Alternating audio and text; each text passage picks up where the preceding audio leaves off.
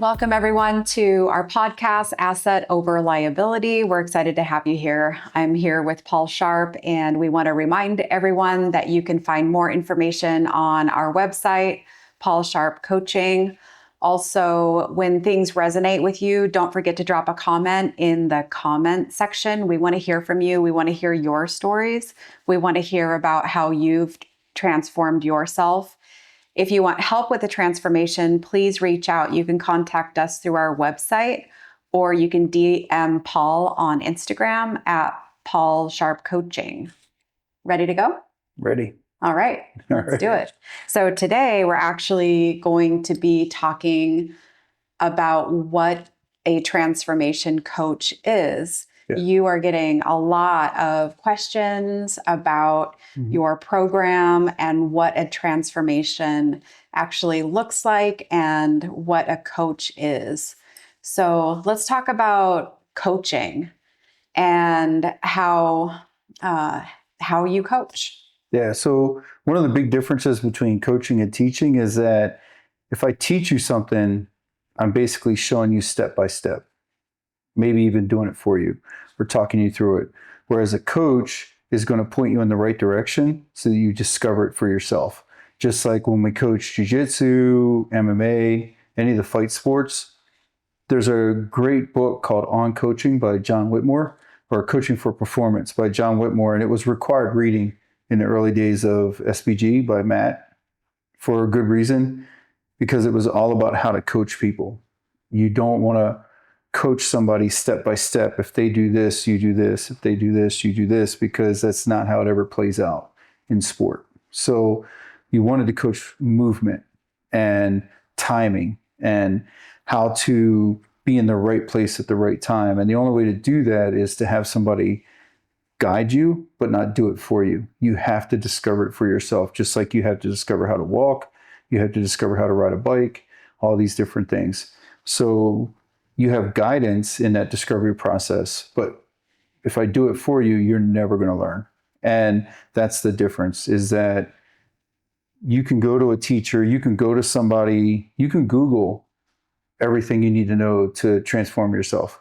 But without a coach, without somebody who's there to guide you, to give you a heads up or cues when you're about to encounter something, or when you are encountering something, you're in the middle of it, you need somebody like that that's going to be there to coach you through the process, to walk you through it as you do it, rather than somebody who's just going to give you like, here's A, B, C.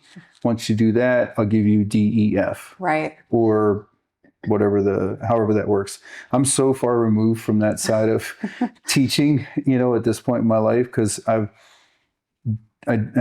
dove headfirst into coaching and just making that how I do everything, whether it's firearms, jiu-jitsu, whatever it might be. Yeah, you have a lot of conversations with your peers about coaching and how to coach and how things are even transforming in that industry. Constantly. And when a group of coaches get together and start, running sections, coaching on specific things, you can see a vast spectrum, and you can see differences in the outcomes as well. And it's interesting how the profession is transforming, the people are transforming, how we're going about coaching transformations is constantly evolving, but it really is a co-creation, and it's centered on the person. It's not centered on you. Right. You're not an advisor. You're not a counselor. You're not a therapist. You're not there to solve their problems. It's co-creating, centered on the client based on their goals, and putting a plan together for that person. So aside from your own transformation or my own transformation, what can you tell us about clients that have come out of your coaching program? What sort of transformations have you helped people with? Yeah. The easy ones are losing up to 80 pounds to avoid being medically retired from their job as a first responder. They were no longer able to work the ambulance. They were no longer able to wear turnout gear. to work as a firefighter, work on a fire truck. And they were eventually being pushed out, and they had a moment, come to Jesus moment, where they realized, I've got to make some changes. I've got to do this. Those are easy because that person's super motivated, and losing weight's easy. You joke around, like if I put you on an island, you can tell me all you want that you have thyroid issues, you have hormone issues, you have obesities in your family. If I put you on a desert island or deserted island where there's no food and there are very little resources, you'll lose weight, right? You're going to be hungry, you're going to suffer, but you'll lose weight. It's inevitable. So that part's easy. I've had other people I had a female client, she lost over 100 pounds over the course of a year. The person that lost 80 pounds lost that in 8 months. And kept it off to this day. The same with the female client. She lost 100 pounds, kept it off. And the reason is because it's not just about the physical, it's about changing their mental state, getting them to make the connections between where they want to be, how to get there, and then how to stay there, and how much they value this. And the only reason they look back at the past is just every now and then to remind themselves they never want to go back. So those are the easy ones. The harder ones have been substance abuse, where people have issues with pills or booze or what have you, where they're fighting that battle. Maybe they've racked up 3 or 4 DUIs. They're looking at losing everything, and they need to make changes rapidly. And those are hard because in the middle of trying to make those changes, they also have the repercussions of what they've done. They're dealing with broken relationships, people that don't trust them any longer, maybe criminal cases, as far as like DUI and things like that go, where they're still kind of trying to get out of the weeds of that. So it's so easy for those folks to just give up, because it would be easier to just go back. It would appear easier to just go back to where they were before and just surrender and just say, I can't do it. I can't make these changes. But those folks are the ones that are also the most satisfying, because that's a complete life transformation. They are not the same creature anymore. And they're battling such significant odds because, again, it's one thing to say, I'm going to uproot my life and I'm going to move to Alaska where I don't know anybody and change myself. And then I'll come back in 2 years after I've worked on myself, away from everybody and everything that's trying to drag me down. It's another thing to have to go back to the same job where everybody knows you're a screw up. Everybody knows you are barely here, that they want to terminate you any day now because of your lifestyle you've been living for the last year or two. Your family, you're getting a divorce, your kids don't want anything to do with you, all these different things. Changing that person, helping that person change their life is far more significant than helping somebody lose some weight so they look good for a high school reunion. Right. So let's break this up into parts. So just very simply, what's the secret to weight loss? Calories. Okay. Calorie in, calorie out, right? If I make you count every calorie you eat and I make you reduce your calories, basically, if you wanted to lose weight, here's the easiest thing you could do. Take whatever you normally eat and cut it in half. Okay. Right? If you eat a peanut butter and jelly sandwich for breakfast, I'm not telling you to not eat the peanut butter and jelly sandwich. I'm not going to change your entire grocery list. Cut that sandwich in half. The other half of that sandwich you eat tomorrow for breakfast. Right. That's it. Cut everything in half. Eat half of whatever you're eating now. I promise you'll lose weight. So weight loss, simple. Simple. Okay. Stop eating. Simple. So the plan is very simple. You provide this plan. Yeah. Okay. Getting in shape, building muscle. What's the secret? How do you do that? It's really easy. Just get up every morning and do 30 minutes of cardio. If you want to lose some fat, or even if you want to put on muscle, you have to build the capillary beds, right? So, and you need the healthy cardiovascular system. So get up every morning, start with 30 minutes of walking. Once you can walk for an hour without pain, because we have to remember if they're heavy joints, right? Their joints are going to hurt. Once you can walk an hour without pain, now we're going to start running. So we're going to run for 30 seconds, walk for 3 minutes, run for 30 seconds, and we'll just keep incrementally working that down until eventually you're running for an hour. Okay. And you'll lose weight. So You'll get in shape. weight loss, Simple. And then also for the building muscle part of it, that's easy too. Either move something through space, like a rock, a car, a suitcase, whatever. Move something through space, a sandbag, or move your body through space. Push-ups, pull-ups, gymnastics, whatever. Right. Okay. You'll put muscle on. It's easy.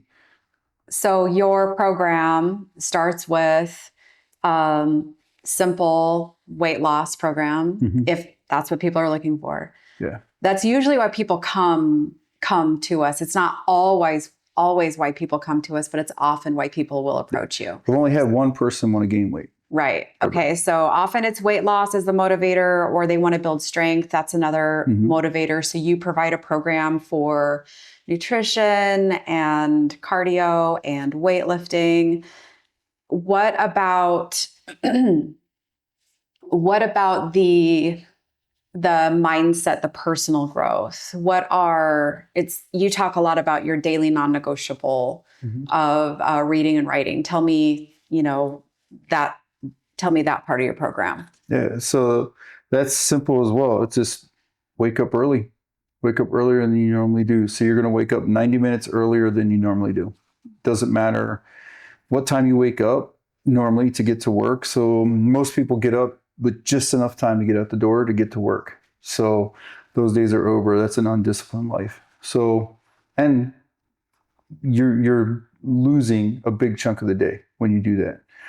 So let's say you have to be out the door by 5:30 to get to work on time. You're going to wake up at 2:45. So 2:45, maybe 3 a.m. But that first hour, you're going to drink some water. You're going to read something that's going to edify you, that's going to make you feel alive, something that's going to make you want to be a better human, something that's going to cause you to want to strive towards an ideal. And you're going to make notes, you're going to write, you're going to think about it. Not just read it, but think about it, like actually consume it. And kind of marinate in it, right? Like let your brain sit in it. Right. And think about it and then write. You have to write as you're doing this. It's just, there's a link between writing and retention and also the ability to express thoughts. So you're going to do this for the first hour. That's what you're going to spend your first hour doing, not looking at your phone, not responding to emails, all that stuff. You can do that just like you normally would later. Right. 5:30, 6 o'clock, whatever. And then the next hour, so that gets you from 3 to 4. And then from 4 to 5 or 4 to 4:30, wherever you're at in the program, you're going to do cardio, low intensity cardio, nothing crazy. You're not out there doing sprints up and down the block, but you are moving your body through space. You're out walking, maybe a light jog, nothing too strenuous, but it's just low intensity cardio. Just that, what they call zone 1, 2. It's fat burning. It gets the blood flowing. It gets you outside breathing fresh air, even in the cold. If people follow me on my Instagram, they've seen the pictures where I'm out in the ice and the snow walking, but that's what winter gear's for. Right. And and then that's the second hour of your day. So your first 2 hours of the day were spent on you, making you better for the world, creating the person you want to be, and then presenting that to the world. So before you ever walk out your door to present yourself to the rest of the world, you've already spent 2 hours working on yourself. Right. And most people don't do that. Most people, they talk about how they've lost themselves and they don't know who they are and all this other stuff. And it's like, because you never spend any time trying to develop yourself. You don't have an ideal of who you want to be. And so you're not striving to be that. Yeah. So that must come then into the co-creation, right? So tell me more about how you co-create with your clients and help them. What I understand, what I hear from you is, kind of values conversations, trying to help people discover what they value, discover who their mentors have been, who they admire, and who they want to be for themselves, for their partner, for their family. Mhm. So can you talk a little bit about where that co-creation, how you have those conversations, where that happens, how that happens? Yeah, so that happens when we initially start working together. So we just dig into the whys. I like the 5 why method. It's attributed to a Toyota. Mm-hmm. And you ask why, and then you ask why, and then you just keep asking why until you get to what the real cause is. And it might take 7. I've never had to go past 3, Mm-hmm. but you can ask why up to 7 times before you finally get to what really is motivating them, what's really driving them, what's Right. really important. And it could be something, it sounds silly, but it could be as something as, I just want to be my kid's superhero. I heard my kid say to another kid that, I wish your dad was my dad. Like, that's pretty painful. That's a painful point. And nobody wants to ever admit that they've heard that said. But if it's going to motivate you to get off the couch and stop playing video games, and not stop forever, but if you're spending 8 hours playing video games, but you want to tell me you don't have time to work out, you don't have time to spend with your family, you're a liar. Yeah. And I'm going to call you on that. And that's part of the process. So we go through that, we find the why. And then once we understand what the why is, like, what is your ideal? So for me, my ideal was always comic book superheroes. Who's your comic book superhero? Green Lantern. Green Lantern. Green Lantern. Tell me why. Why does Green Lantern stand out? Because the lantern selects the person. The lantern is not the person, right? So the lantern and the ring select the person based on honor, will, their code. Uh-huh. Do they have a code? Do they have honor? Will they be somebody that can be trusted with this much power? How old were you when you first kind of clung to Green Lantern? Oh, man. 5. 5. Yeah. But that really has carried on for you. I mean, yeah. It does that. So Green Lantern, did that have any influence when you chose your branding colors? Yeah. Yeah, a little bit. Right. Yeah. So I wanted green, plus green's life. Green is life. Green is life, and everything, when life starts, it's green. Like springtime, everything turns green. That's just life. So why do you think you wanted to be why was a superhero, Green Lantern, being selected? Why do you think that was a moment for you? I just think just the circumstances I was in, I was like, man, if I could ever, stand up to this person or stop this person from what they're doing, I would do it, So that, like a lot of people, there's just trauma from when you're a kid. I know it's like a sliding scale and some nuance and but all that stuff. It's also a word. Yeah, it's a word. So yeah, there's this damage that happens when you're a kid and you see things and you're like, in this imaginary world I can live in, to get away from all this stuff, there's a superhero that shows up, and I can't fly. I'm not Superman. I'm not Batman. I don't have $1 billion to build myself into this super whatever. I'm not Captain America. I can't be an experiment, and I'm none of the X-Men. I'm not any of those things, but I can be a good person and have honor and will. I can have grit, and I would get selected. So that's where they came from. Yeah, and it's been an overarching theme. I mean, you're 50, you're about to turn 57. Yeah. So we're going on 5 decades of living that Green Lantern. Chasing an ideal. Yeah, chasing that ideal. And Joseph Campbell said that comic books are modern mythology. Yeah. Like Hercules, the story of Hercules cleaning his stables, or whatever the case may be, the lions or whatever, those are all ideals to inspire people to strive to be greater, to be godlike. Like we create our God. There's in the Bible it says, man's made in God's image. And one of the things that Joseph Campbell talked about was maybe God's made in our image. You know, if you look at the statues of the Greek gods and all those, they all are like this superhero, athletic figure. Mm-hmm. And, people like the thought of an effeminate Jesus. They like the thought of this soft.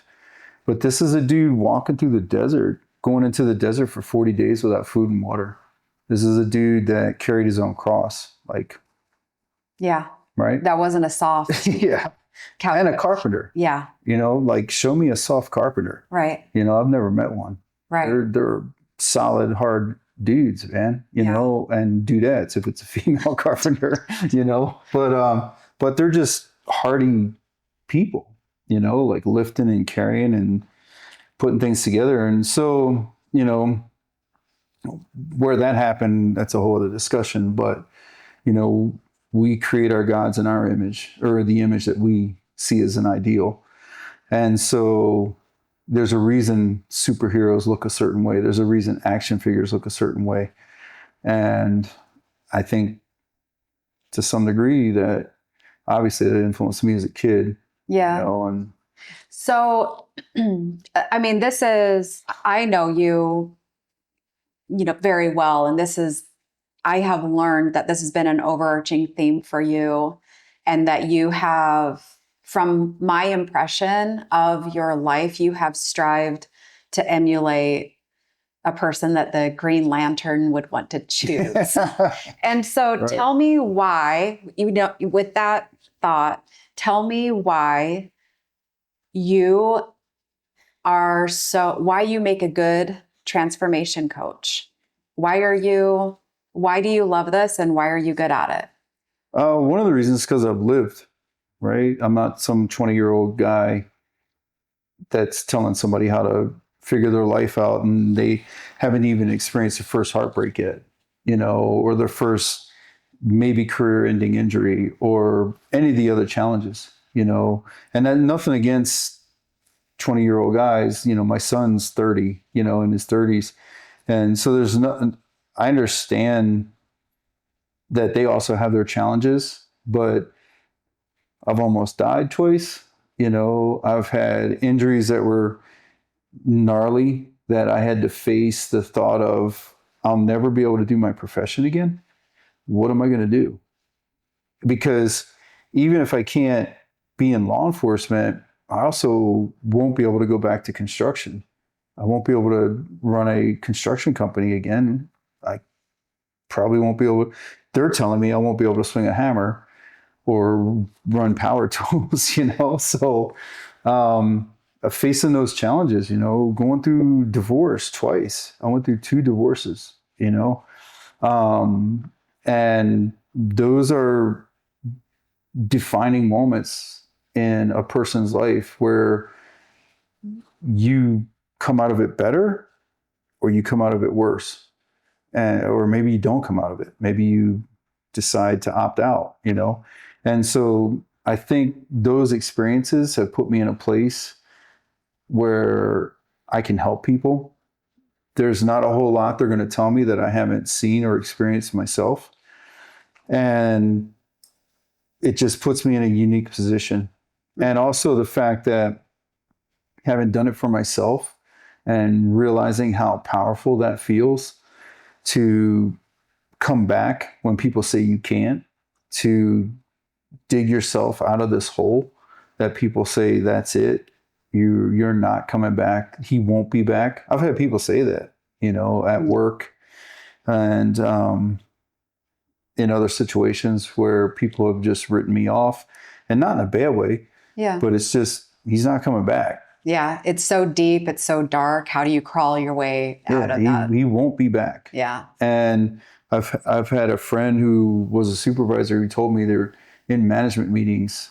They were told by the HR folks, yeah, he's not coming back, and here I am 6 months later. Right. Are you still evolving? Yeah.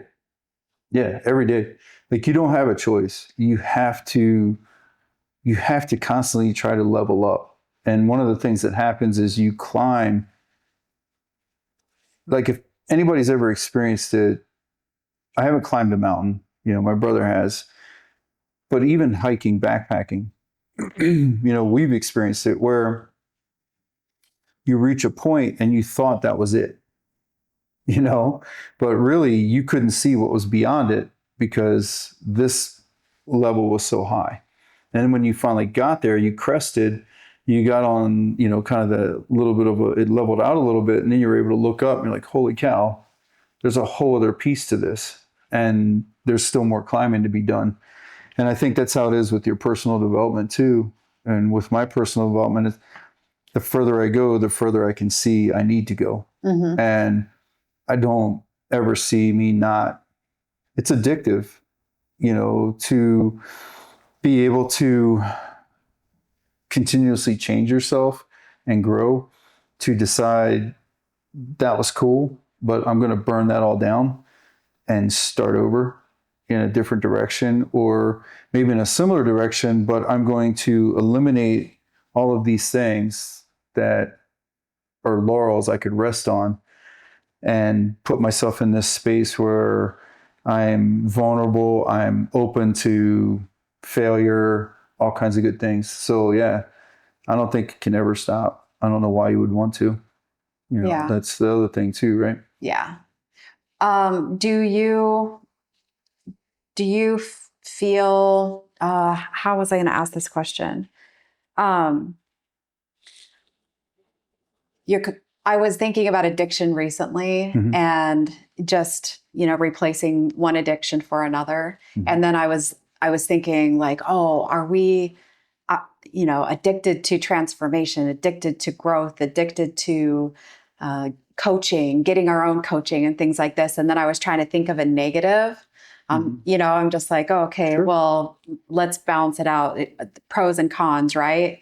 And thinking in my head what all of the pros are and where my life is now, and just how, I don't know, rich or wealthy I feel mm-hmm. my life experiences are now. Yeah.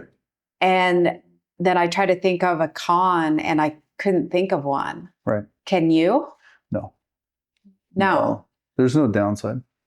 Not that I've been able to find. I think it's fair and healthy to examine those things like that and go, well, then there's a lot of good. Is it an addiction then? It's just like, did we go through a process of trading one addiction for the other, or did we just heal the addiction and put the effort that you're putting into that into something else, and then into the people around you to raise that vibe. So then it's like, I don't know. I just was thinking about that kind of philosophically. And I don't see any cons. I don't see any downside to it, especially once you start helping people and you really help people get where they want to go. You help people repair their life and get themselves back on track. And like we were talking about earlier, you have somebody who is so far in the hole that they can't see a way out. And they're teetering almost daily on, this is too much. I'll just go back to what's comfortable. I'll go back to what I know.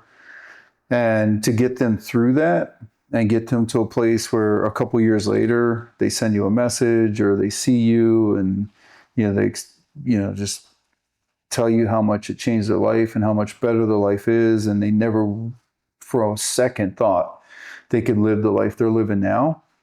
And that's because of your help, helping them kind of stay on the path and get where they need to go. What's the downside to that? Right. Like obviously there's potholes, there's issues where if you don't have boundaries or you're not an ethical person, you could take advantage of people, you could do harm. Mm-hmm. But that's like, why would we even talk about that? Like why would that ever even come up? In your level 1 coaching course, that's one of the aspects of coaching that you talk about, which is boundaries and recognizing power differentials and how mm-hmm. people might really try to glom onto you, but how you have to be the ultimate professional. Yeah. And you I mean, and it's a big deal. So I think that's the other thing I really appreciate about your coaching is that even though someone may reach out to you a couple years later and tell you that you were the one that made the difference in their life, and they don't know if they would be where they are now without a pivotal conversation or without this transformation that they went through with you as part of your program. It's not in this unhealthy, you never crossed any boundaries, and I just think that's really important for anybody else in this industry to recognize it. And it's why you put your coaching course together. Yeah. You have to be careful of that. You will damage people if you cross those lines. Right. You will do more harm than good. And I don't know how anybody would live with that. How could you live with that? That you had somebody who trusted you, you had somebody who told you things that were personal and important to them, and you somehow use that in some way for something other than good. Yeah, that's some bad karma. It is. It's why I think our partnership in this is really important as well, to just keep working these transformations, bring what we both bring to the table, making sure that everything is genuine and authentic. And I don't know, what I heard you just say too is like, you work your own program. Yeah. Yeah. So I do everything. So you're not on your own. I do everything. Yeah. Everything that's in the program, I do for myself. I track calories, macro, everything. There's not a piece of the program that anybody's doing that I'm not doing. Right. Other than very specific things. Like if somebody's, like we had one guy who wanted to run a race, and that's all he wanted to do. He wanted to get his calories, his nutrition dialed in, and he wanted to get some running recommendations for a program to run a race. And, right. And then he ran the fastest race he's ever run, right? Yeah. And he also did some of the other stuff, the reading and all that stuff. But he had a specific goal. Specific thing. And so I'm not going to go out every day and run kickers or whatever, because I'm not getting ready for a race. But at the same time, though, if we wanted to go out and run a race, we could. Right. So, but everything else outside of very specific examples, I'm doing everything they're doing. I'm not asking them. I don't drink. I don't do drugs. I'm not watching porn. I'm not gambling. I don't have any vices. There's nothing that has a hold over me that could destroy my life. There's nothing that at any time you couldn't put cameras on me 24/7, follow me around, and there's nothing where I'm going to be embarrassed. Right. There's nothing where I'm going to be like, oh man, I hope nobody ever finds out about that. Right. So whatever I'm asking of them, I'm doing myself. Yeah. And I think about that, I think, outside of when we have like a cheat meal or something like that, I think about it all the time. Like if I go through I don't want to name any companies, but if I go through a coffee company's line that's known for just sugary drinks, they're not known for their coffee. They're known for all their sugary drinks. And I think about, my truck's hard to miss. It's got a giant green gorilla on the side of it, And I think, well, what if one of my people see me? Right. How would I explain this? What if one of my people see me walk in with this big sugary drink, that's, like how... It goes back to Green Lantern, because you're like driving around town and you want the lantern to shine on you. Yeah. And so but the way that you talk about that, if a camera followed me around 24/7, they're not going to find anything. No. And it's because since you were 5 years old, you wanted to emulate this Green Lantern hero. And I honestly think that has just been a genuine and authentic theme in your life. And you have just wanted to earn the Green Lantern. And I think that's amazing. Before we wrap up, I just want to recap your program for everybody, which is a custom daily workout, custom meal planning, macros, calories, all that stuff. We dial it in for you. And it adjusts as we go. And then co-creating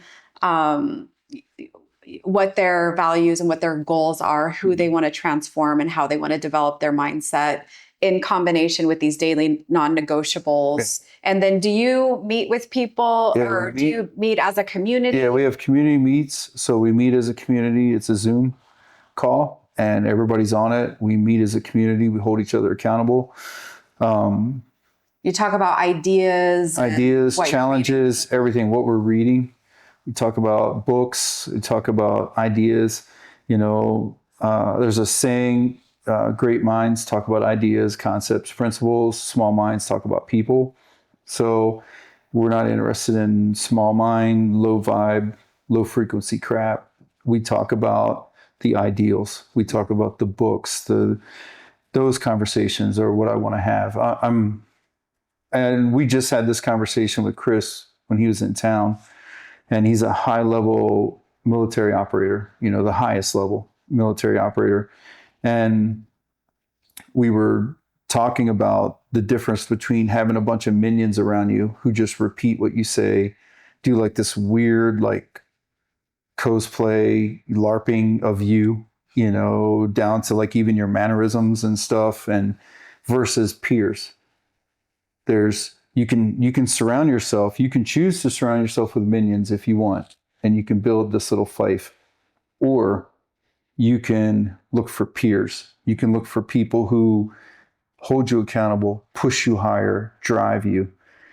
And I'd like to think that's what the community is about. The community is not about a person. It's not about me. It's not about a personality. It's not about any of that. It's about a collective group of people just trying to be the ideal, whatever that ideal is, whatever your ideal is. If you, as a kid, had somebody you looked up to and you thought, man, if I could ever be like that person, or if I could ever exhibit, and it could be a little bit of this and a little bit of that and a little bit of this that you put together into your ideal of where you want to reach. You have to have a vision. Without vision, people perish, right? So you have to have a vision, and then you chase it with everything you got, and that's what the community is about. That's who I want to be surrounded by. I want to be surrounded by people that are just chasing the ideal, living the ideal and chasing it. Yeah, me too. It's the best part of all of it. Yeah.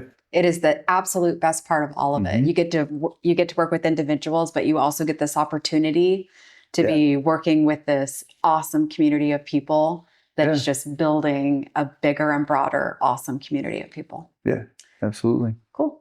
All right. Well, thanks. I just want to remind viewers that they can find more information on paulsharpcoaching.com. Drop a comment in the comment section. Find Paul or myself on Instagram. Send a DM or fill out the form. But if you have any questions about transformation or transformation coaching, then reach out to Paul. Yeah. I help people all the time. Yeah. So reach out. I don't mind. It's what you do. It's what I do.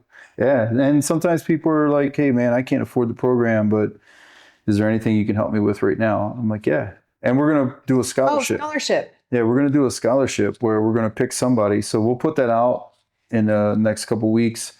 We'll do a scholarship where we'll pick 1 or 2, maybe 3 people and let them jump in and take them through the program and help them out, Awesome. And then when they're in a better place and doing better and financially or whatever, then I'm sure they'll want to join. Very good. But if they don't, they don't.